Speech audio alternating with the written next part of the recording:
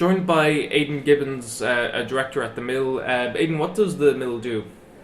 So the Mill is one of the world's leading visual effects companies for commercials, and we have offices in London, New York, LA, and Chicago. We primarily work on visual effects work, but more recently we've been involved in the interactive side of things, which has led us into the world, the scary world of virtual reality. I suppose we could talk a bit about just how you ended up getting there. And you said you studied at Hertfordshire University. Was that a film degree you did, or?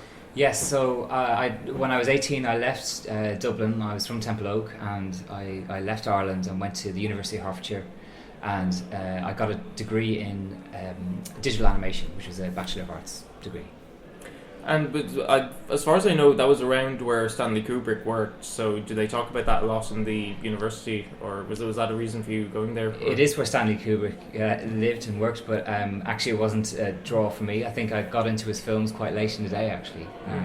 But I mean, you were saying during your talk, 2001: A Space Odyssey had a particular impact on you. So, I mean, what do you think that particular film did for the medium of film? Like, what kind of advances did it make? I think the thing about Stanley Kubrick is he was a true visionary, and I think his stuff. Even yesterday, we had a look at the film The Martian, in which Ridley Scott was using 2001 as a reference. I mean, which is just amazing. There's something about that film which. To me, every frame, you can take a still frame from that film and almost put it on your wall. And I've seen that in the Sugar Club. Actually, they do have just a wall that is just single frames from it. Fantastic, yeah. Yeah. Virtual reality, like as developing it as a form of entertainment, that is definitely visionary. So, in terms of how do you get from doing an animation degree to then sort of seeing that there's this virtual reality technology being developed and thinking, oh, there might be something in this? Like, how did you discover that? Well, really, it's hit the Mill and myself in the last couple of years, where there were some devices like the Oculus Rift that were kind of bubbling away, and there was lots of interest there. And then the Google Cardboard came out, and again, it was still very kind of gimmicky. But I think it was the purchase of Oculus and the big guys getting involved that's really made the industry wake up and show us that this is actually a new medium. Who are some of the big guys? You had said there was sort of tech giants like Facebook and Google. There were the video games companies. Yes. Companies like Red Bull also, if they're doing like promotional stuff. There's kind of a mix of interest in terms of developing. So in terms of funding, on a hardware point of view, you have the people who are making the hardware. So you have Oculus who are owned by Facebook, and the HTC Vive again, and the Vive is primarily a games device, and it's driving the games community. But what I think it's doing there really well is that it's driving people's creativity and how you interact with things, and I think that is a key thing in the future of VR.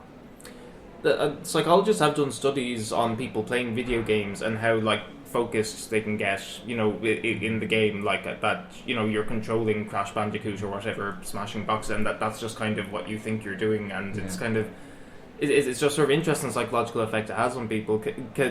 Has this been seen in people then putting on headsets and moving through virtual reality environments?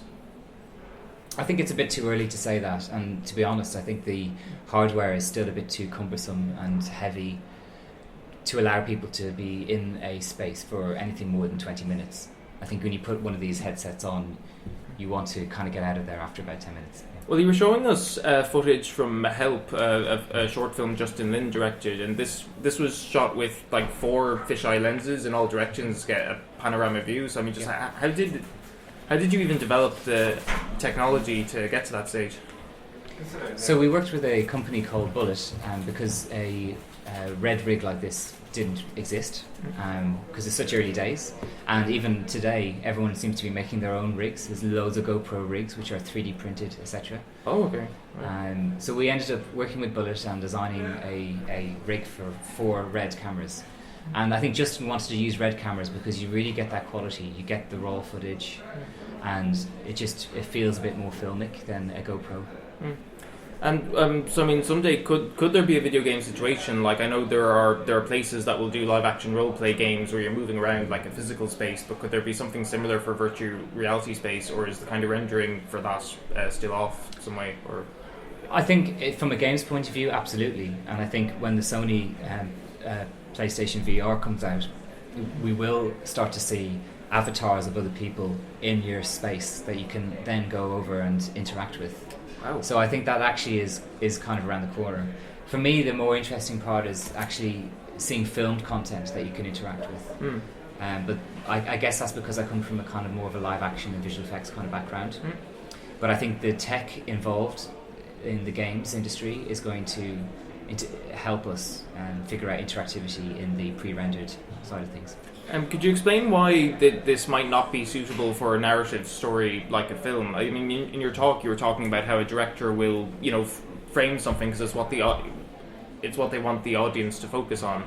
But in a virtual reality environment, the viewer is free to look around as they wish. So I mean, I just thought it was very astute of you to talk about that in terms of film grammar. It's not necessarily transferable to VR if it's just looking at whatever you want, is it? Or? Yes, and what I talked about in my speech was about this frame. As a director, I designed for the frame. You can hide things behind it. You can change the angle. You can change the lens. You can edit. And that's important for storytelling. Absolutely, so. And we've gotten used to it. And film is going nowhere. We will keep making films forever, I think. With VR, I think it's as soon as you realise as a director that all those tools kind of don't work, it comes as quite a shock. And I think that's when now we're trying to figure out, how do you tell stories, or even do you tell those stories? Do you tell those linear kind of narrative stories, or do you focus on experiences? And that's where we are today. Is there a problem with suspension of disbelief? Like you came back to a Renaissance concept called Alberti's window, which is could you explain that, or just how it applies to getting people invested in the idea of VR?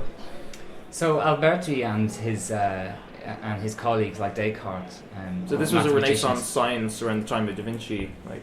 Yes, absolutely. And between them, they figured out perspective. So linear perspective, 1 point, 2 point, 3 points.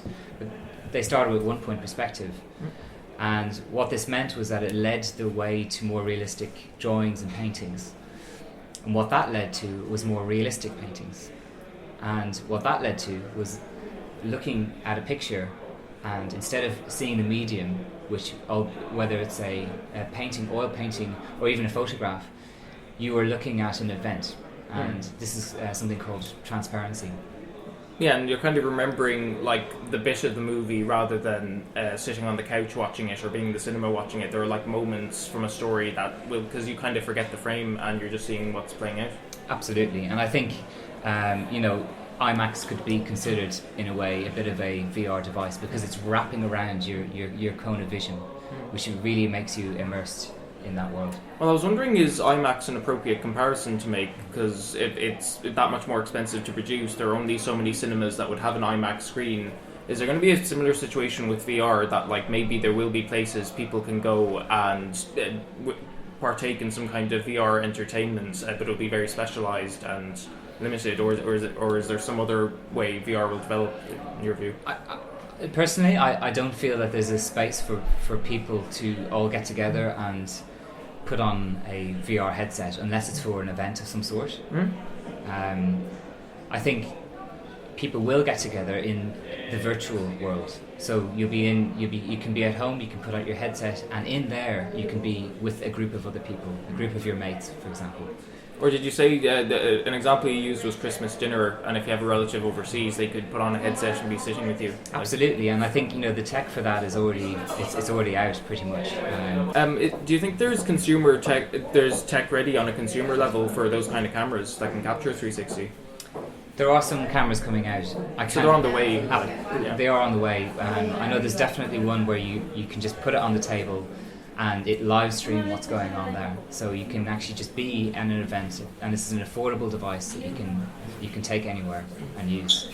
Are you opposed to the idea of somebody trying to make a a VR event people can come to for entertainment purposes and just seeing if there is a market for it? I mean, no, I think it's definitely worth exploring. I mean, like anything in VR, it's worth trying out. I mean, it's like a new medium, it's a new frontier, and I'm just kind of, are you in a similar situation to what the Lumiere brothers must have been in, like, when they were introducing films? Like, is there going to be a market for people coming to watch films? Is it kind of, is there anyone kind of looking into market research for what the potential of this technology is? I'm sure there are. I'm definitely positive that there's film studios who are investing a lot of money into VR, and we're yet to know what they are planning for that. My guess is they're maybe planning on more streaming, so streaming cinema content to a headset, perhaps. But yes, I definitely think there is scope in exploring that realm of getting people to an event to enjoy it together. I mean, you do have experiences such as The Void, which is essentially you run around a walled park with a gun and you're shooting your mates, but in the headset those walls are like an alien ship wall or something like this, and that really makes you feel there, and it's a 4D experience, so when you get shot your chest kind of vibrates. So there's a kind of theme park side to it. I would totally do that. Absolutely. That sounds like so much fun. I know, I need to do it myself. There were two other bits of technology you mentioned then. There was Lytro, which is the possibility of filming something and then looking around. Yes, I mean this to me is a little bit of voodoo. I'd love to know how they do it, but if you check out their website, lytro.com, you can have a look. Is that Lytro? That's it, yes. And they use a light field, like something out of Star Trek, to actually, from what I believe anyway, what I can understand. So this is you guessing without knowing what the patents of their technology are? There's a video you can look at and they kind of explain it, whereby essentially I think they're scanning this space and projecting the image onto the 3D scans, which means that you can then look around things. And this is all done through filmed content. But the important thing about that is that you have 6 degrees of movement. So it's not just rotating your head on one axis. You can actually move your head around things. Wow. Which is really special. And what was the other technology you mentioned for Lytro? There's a company called Nozon who have created a tool. It's a similar kind of tool, but it's only for pre-rendered CG. So you're talking fully 100% CG things, but you can actually, again, you can look under things. You know, you can kind of actually put your head under things. Okay, so is that like y-axis? Is that the correct term? It's like you're looking up and down as well as side to side. So you're kind of given a sphere of movement that your head is allowed to an entire move. sphere, like all around. But wow. But kind of the movement of where your head is, basically. So it gives you that experience that you get with the Vive and the new Oculus Rift, where you can actually move and walk around things. But you have to remember that those are game engine, so these are experiences run on a game's engine. I'm talking about either pre-rendered CG, which, you know, is a very expensive thing to render, or live action. Wow. I suppose one final question, because it's come up a lot over this weekend at the VFX Summit. How important is the intersection between science and art, and making sure both are adequately funded and supported? Because, you know, often one will lead to advances in the other. Absolutely, and they go hand in hand. And I think, as I mentioned earlier, it'd be great to see the content driving the hardware. So I think we need to be creating content that really pushes the limits, and only then, you know, the guys making the hardware go, okay, we need to now get better processors in there, get faster processors, better screens in front of our faces. But yes, of course, these hardware companies employ scientists, but really, unless the content is good for these devices, the hardware won't get better. Yeah, I mean, you were saying people are putting on headsets, so it better be worth their time focusing on it. Absolutely, people put them on to watch something, you know, to shut out something. I would definitely do The Void, though. Where can I do that? Or that is in, I think, like some desert in Los Angeles. I'm not sure. You might have to look that up.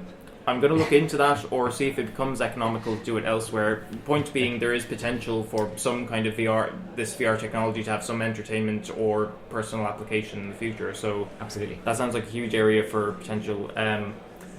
Very cool, very, very cool. Thank you very much for joining Film Ireland, Aidan Gibbons.